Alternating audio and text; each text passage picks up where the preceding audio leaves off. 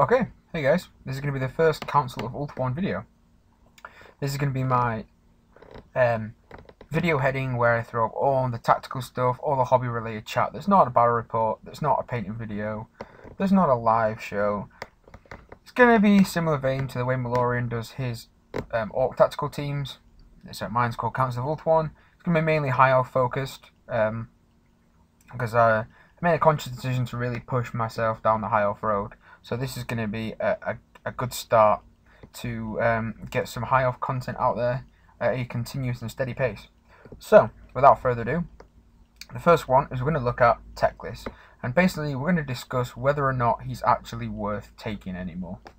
So, a bit of a background on Teclis before we get into his pros and cons. Teclis was the guy in the old High Elf army book that was infamous. He was the character that if you took Teclis, you were a massive douchebag. He's literally like how Throg is now for Warriors of Chaos or the Demon Prince. That's how Teclis was. Teclis was so powerful. He had a special ability where when he cast a spell, any double was irresistible force, but only double 6 was a miscast. And then he got to ignore the first miscast of every round, and he had his he had his scroll of awesomeness, and he was just so good. And nearly every high elf army had Teclis in, simply because of his just pure ability of casting spells. If you wanted spells cast, you throw 4 or 5 dice at it. There's a very high chance that at least one double is going to come up. Your opponent can't stop it. You don't miscast, and boom, there you go. You've won that combat phase, that shooting phase, that magic phase, whatever it was you needed to get the spell off. You get it off, and it was just almost unstoppable to play against Teclis. I had many games playing with and against Teclis, where when I was playing with Teclis, I'd cast 4 or 5 spells in my magic phase, and my opponent finished the magic phase with all his spell dice and a scroll, because everyone went off irresistible force without a miscast. And that was the power of Teclis back in the day. Now Teclis in the new book, without getting ahead of myself, he's still very good. He just got toned back a bit. He got toned back from being just the absolute pure bazooka of magic to more a machine gun of magic. And we're going to get into how that works in a bit. But he's not the supreme overlord caster that he was, but he's still pretty damn good. So, we're going to look at what makes him not so great anymore first. So, his cons. First of all, he's very expensive. He comes in at 450 points, which is twice as expensive as a regular level 4 before any upgrades. So you can take 2 level 4s for the price of Teclis. He's very expensive. He does have things that make up for it. We'll get to those later. He does have things that justify his high points cost. Again, we'll get to those later. But it is a very large amount of points to spend on a guy who is very fragile. Teclis has strength and toughness 2, and he has no armor or ward save of any kind. So you're paying a heck of a lot of points for a guy that is so easy to kill. Just it almost beggars belief as to why anyone would take him. He's effectively 550 points of your army because he's going to be your general. He's got no armor or ward save of any kind, and he's strength and toughness 2. He's like a skink. Think how easy it is to kill a skink. That's how easy it is to kill Teclis. On top of that, he's going to be your entire lord allowance at around 2k to 2.5k, simply because of how many points he is. Unless you're taking a very cheap prince, you can't fit any other lords in. You can't take another wizard alongside him. You can't take any of the special characters. The only thing you can take in is a prince, probably on foot, with very little upgrades. So Teclis is going to have to be the general, unless you play in 3,000 points, or maybe not at 2.5, but even still you're pinching a bit. And it's just, he's going to be a general. He's very fragile and he's very expensive. So, on face value, Teclis doesn't seem very good. Yes, he's a good wizard. He's essentially a souped up archmage but he is very fragile, very easy to kill, and he's basically going to give up 550 points. However, that make up for this. He has things that make up for this in a very, very big and important way. First up, the magic items that Teclis comes with kind of justify his very high points cost. Now I'll explain. Teclis has 3 items that make him very good. So first up, he has his Sword of Teclis. This sword is the best sword in the entire Warhammer Fantasy world. It wounds on a 2+ with no armor saves allowed. Teclis has 1 attack at weapon skill 4. Yep, it's kind of wasted. You think he'd have the sense to give it to his big brother Tyrion, but no. So Teclis is like the best close combat character in the game. He has ASF, he wounds on a 2+ and you get no armor saves. So you can kill pretty much anybody if you can survive long enough, which he won't because he's toughness 2 and he's got no armor or ward save. So it's kind of funny. He's got this like tactical nuke in his hand and he's got no thumbs to press the button. He also has the Moon Staff. I think it's called the Moon Staff of Lilith or something like that. So basically the Moon Staff is a one-use only item which can be used in one of 2 ways. Personally, I'd like to see it you get to use both abilities once, not one of the abilities once, but hey, maybe that makes him too good. But basically, the Moon Staff can be used in 2 ways. First of all, you can declare it in one of Teclis' magic phases. You can use it to basically turn him into the Ulthuan. So it adds a single die to each casting. So this is a fantastic way in those important, that one important magic phase you need to get certain buffs off. And you roll like 7 or 8 dice. That essentially gives you 7 or 8 more dice. And again, you can go beyond 12 with it because it's not to your pool. You add 1 to each cast. And Teclis is going to know 8 spells, which we'll get to in a minute. So that's an absolutely fantastic ability just to power through so many spells in a magic phase and really, really put the pressure on your opponent to burn scrolls and to burn dice and to really put them in a bad predicament about what to let through and what to dispel. The second ability of the Moon Staff is you can use it to ignore a miscast. Now this was his old ability that he got to use once every magic phase. He got to ignore the first miscast of every magic phase. Now it's just 1 per game, which is still pretty good, but in my opinion, I'd probably use the Moon Staff in the all-important magic phase to get through, the spells that you need to win the game. Sure, if you miscast with Teclis and he cascades and get sucked into the void, you're going to wish you used the Moon Staff. But, hindsight's 20/20. So I really like the Moon Staff. The Moon Staff is really, really good. The downside of the Moon Staff is it turns Teclis into Strength and Toughness 1 after he uses it. So it's not a massive problem because he's already Strength and Toughness 2. Pretty much everything's already winning on 2s anyway, anything that matters. So it's not really a terrible disadvantage of the Moon Staff.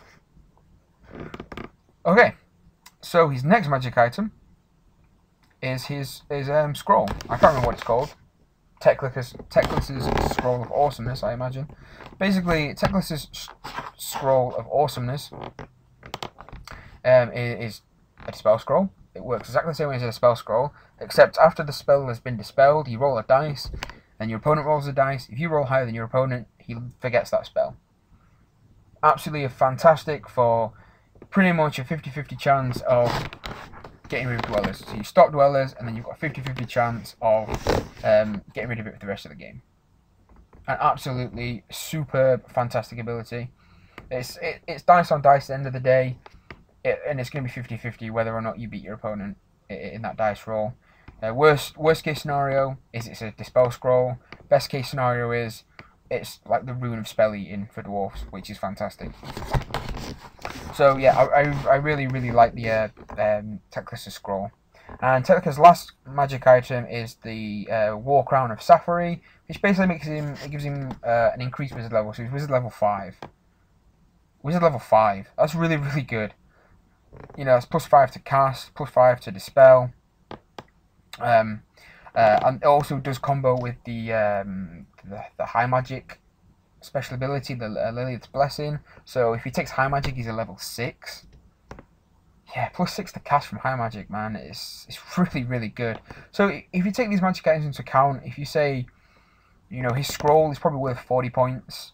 His sword would be worth like 100 points if it was in the rulebook, in the core rulebook, in the magic weapons section. It'd be like 100 points.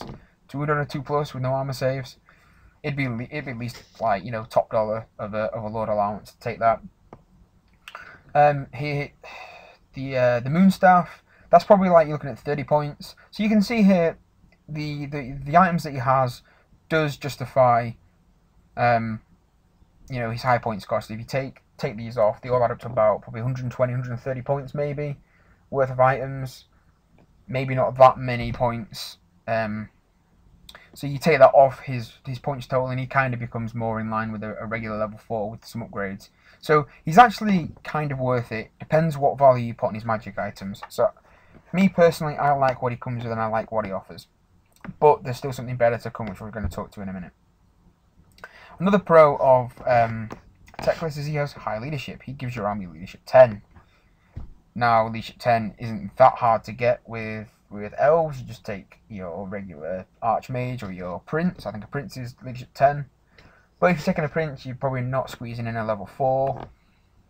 And leadership 10 is always nice to have. It's better than leadership 9, obviously. And it means that you don't have to take the standard of discipline on your general's unit because you want the banner of the World Dragon in there. You're probably going to banner the World Dragon anyway, but it just makes that decision a little bit easier to have leadership 10. Now, one other pro that I didn't put on this slide, and I'm not going to go back and re-record this now, so because Teclis comes with his scroll, he circumvents the need for a scroll caddy. So you can also deduct that from his points cost. You think you take a level 1 with a scroll, it's 110 points. You can take it anyway and have 2 scrolls, but I don't really like running a scroll anyway. I think a lot of people, you know, the Dispel scroll splits fantasy players down the middle. Some people think that they're absolutely necessary and will never leave home without them. A lot of people really don't like them and see them as like sort of a noob item. I like to have 1, especially in tournament play. If you're being competitive, you need 1. The ability to take 2 is fantastic. So it depends which way you look at it. The ability to circumvent needing a Dispel scroll caddy is very, very, very powerful, and it increases the value of Teclis very, very well, particularly his scroll, because he's I think he's probably one of the very, very few special characters in the game that come with a built-in Dispel scroll, and that's a very, very nice thing, because again, so many armies these days, the template for your characters is a level 4 caster, you've got a BSB, and then you normally see a level 1 and level 2 with the scroll. They're like staple characters, so to avoid the need of taking that level 1 and level 2 scroll caddy, saving all those points, is a massive plus in Teclis's box. So now, we've talked about some pros and some cons. What we're going to talk about now is the one and only reason why you would consider taking Teclis. Everything else I've set up to now is kind of, particularly on the pro side, like, all this stuff is nice, but it's not why you take Teclis. And all the cons kind of are justifiable based on this. The way Teclis picks his spells just gives you an enormous amount of tactical flexibility. For those that don't know how Teclis works, and this is by my understanding of reading the army book, I could be wrong, but I don't think I am. Instead of generating spells normally, Teclis can either, and the keyword there is either choose to be a loremaster of high magic, or select a single spell from each lore of magic.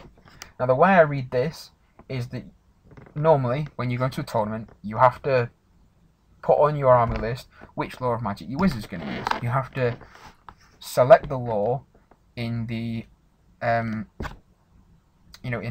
army list writing stage, and you have to submit that, so you can't change, every game going, so this game I'm going to be Lore of Beasts, next game I'm going to be Life, and then Shadow, and blah blah blah. You have to stick with the Lore of Magic. So the way I read Teclis' special ability is, it's done instead of generating spells. and now you generate spells at the start of a game. So it says instead of generating spells normally, you do this.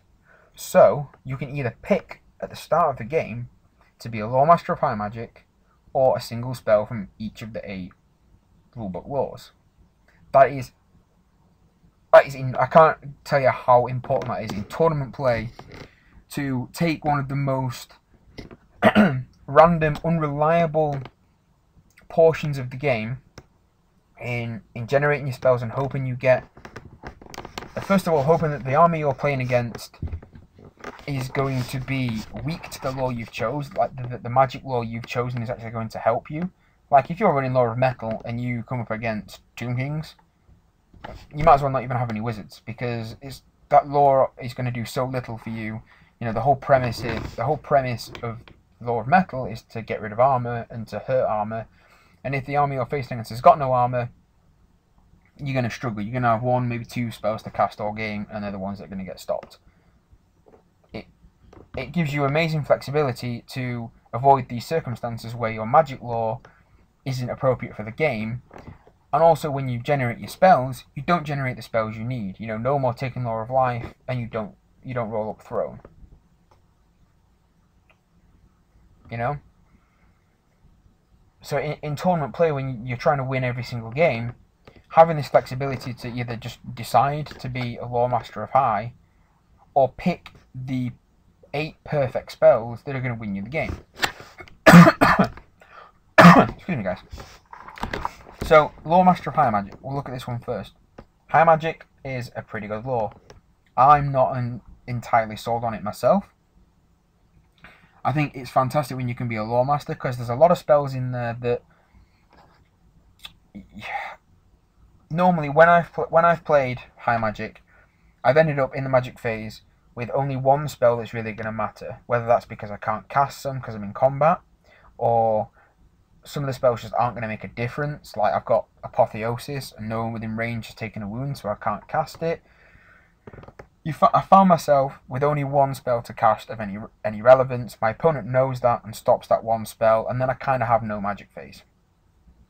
With a Loremaster, you get all the spells, so you always have something to cast. Even if you're in combat, you've got, you know, the Drain Magic's there, Walk Between Worlds is there, Hand of Glory's there. Even, you know, like Fiery Convocation, Arcane Unforging. All these spells are still in there.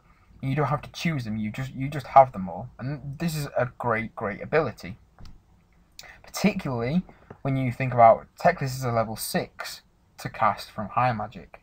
He's a very powerful High Magic caster, and it also allows him to get around the problem of him having no ward save. Because of the lore attribute of High Magic, he can quite easily cast 2, 3, 4 spells in a turn, and he goes from having no ward save to a 5, 3, 4 plus ward save. It's very powerful. But the real power of Teclis comes in his ability to choose a single spell from each of the rulebook laws. Not generate one randomly, he just picks one. So you take Law of Fire and you say, I'm going to have Flame Cage, or I'm going to have Flaming Sword of Ruin, or I'm just going to take Fireball. You look at Beasts and then you say, I'm going to have Wissons, or I'm going to have Curse of Anrahir, and so on and so forth until you've picked one spell from each of the 8 rulebook laws. Again, going into a tournament where every matchup is random, for you to have perfect control over your magic to counter your opponent is very powerful. You know, oh, I'm playing Ogres, well I guess I'm going to have Purple Sun and Pit of Shades this game. So, oh, you're playing Elves with a Death Star, well I guess I'm going to have Final Trans and Dwellers this game. You see what I'm getting at here, guys. The ability to just pick the perfect spells that you need to win a game is a tremendous tactical benefit for you to win a game.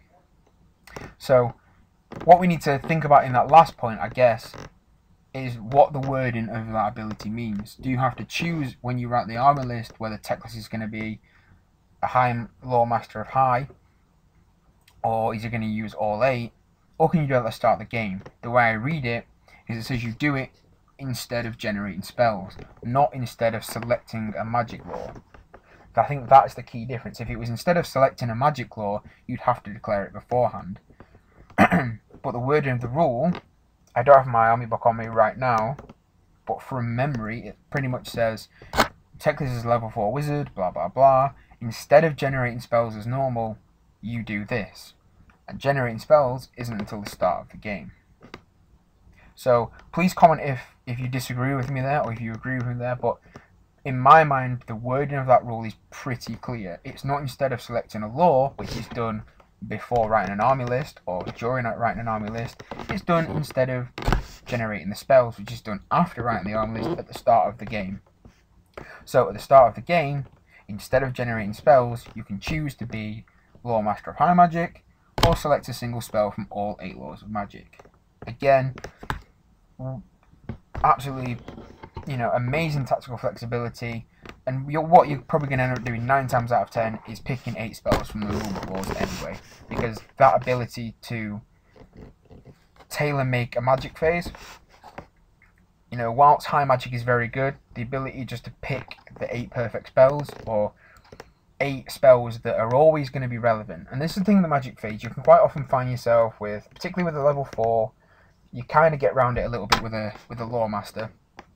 But when you've got a level 4 and you're looking at your magic phase, there's always going to be spells that don't matter, or are going to have very little relevance. So your opponent's going to let them go, it's not going to make a difference, I'm going to stop the ones that matter. If you can pick 8 spells that no matter which one goes off is going to have an effect, it puts your opponent in a very, very bad place, because they have to stop something. They can't let any of them go, and they can't spread the dispel dice thin enough against Teclis, who's a level 5 wizard, who can use his Moonstaff to turn himself into the Ulthuan with whatever the upgrade was called back in the day, Focus Rumination. Your opponent just cannot defend against that, and this is the ability of Teclis. This is why he is worth so many points, and why he's, in my opinion, he's very worth those points. I'm definitely going to start including Teclis in my high elf lists, simply for the reason of the ability to pick a magic phase which is going to work no matter what is very, very powerful. So that's it, guys. That's my opinion on Teclis. I think he's an absolute superb choice, and for some reason until now I've overlooked him, and it wasn't until I was so undecided about which magic lore to take that I considered taking Teclis. And the more I think about taking Teclis, the better he seems as an option, in my opinion. And I think he's very, very worth his points. So, let me know what you think, guys. Thanks a lot for watching. And if you like this video, if you like the premise of the Council of Ulthuan, don't forget to subscribe to the video and like and comment and let me know. I will definitely do more of them. If you've got any topics you'd like to suggest for the next Council of Ulthuan video, then please feel free to send me a message or comment below, and I will definitely do a video on it. Particularly if it's high elf based, if it's a question about high elves, or something you want me to talk about high elves, then go ahead. I'll be more than happy to talk about high elves. If it's something else, if I know enough to make a video, then I'll make a video. So thanks again, guys. Don't forget to like and subscribe. It really does make my day. And thanks for watching. Peace out.